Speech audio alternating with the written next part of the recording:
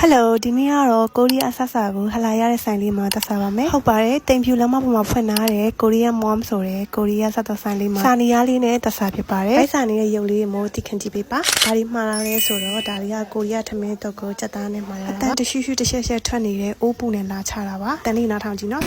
ဒီခုရောက်နေတာကိုရီးယားနိုင်ငံရောက်သွားစီမဲ့ vibe လေးရပါတယ်။မှားရတာလေးကတော့ကိုရီးယားထမင်းတုပ်ရဲ့ထမင်းလေးရဲ့ sausage ရဲ့ပေါ့နော်။ကိုရီးယားထမင်းတုပ်နဲ့တွဲချပေးတဲ့မုံလာချင်းကတော့ရမ်းချိုလို့ kimchi နဲ့ပဲတွဲဖက်စားရတာပဲကြိုက်ပါတယ်။ sausage ကတော့သူကတုတ်စားဖို့အတွက်မာလာမှုတ်ရဲ့အချို sauce လေးရဲ့မျိုးထည့်ပေးတာပေါ့နော်။ခလေးအတွက်ဆိုပေမဲ့လူကြီးလည်းတစ်ချောင်းစားလိုက်ပါတယ်။လူကြီးကတော့မာလာမှုတ်နဲ့ပို့ကြိုက်ပါတယ်။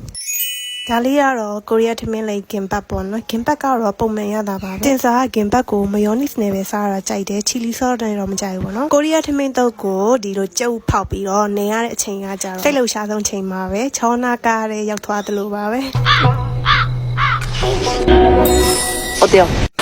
ကဲထမင်းတုပ်ပြန်သွားရအောင်နော်ဒီကိုရီးယား mom's kitchen ရဲ့ကိုရီးယားထမင်းတုပ်ကကြတော့အသားကြီးအများကြီးပါတယ်အရသာလည်းထိထိမိမိရှိတယ်သူကဒီဆက်ဆက်လာချခြင်းမှာတမယာတိနှစ်စိတ်ထည့်တာအဲ့ဒါကတော့ကျွန်တော်တို့ဖယ်စားရလုံးဝညှစ်မစားဘူးเนาะအချင်းကြိုက်တဲ့လူတွေညှစ်စားဖို့အတွက်ဖြစ်ပါလိမ့်မယ်ကိုရီးယား mom's kitchen ရဲ့အစားအစာကိုခြုံပြီးပြောမှဆိုရင်အရသာကတော့တကယ်ကောင်းတယ်ကျွတ်တဲ့3600လောက်ရှင်းလိုက်ရပါတယ်ဘတ်ဂျက်ဆိုင်တော့မဟုတ်ဘူးပေါ့နော်အရသာလည်းတကယ်ကောင်းပါတယ် rating ကတော့10 out of 8ပါဒီဆိုင်လေးကကြတော့တိမ်ဖြူလမ်းမပေါ်တိမ်ဖြူ tennis green ရှိမှရှိပါတယ်အားလုံးပဲသွားလိုက်ပါဦးမယ်တူတာ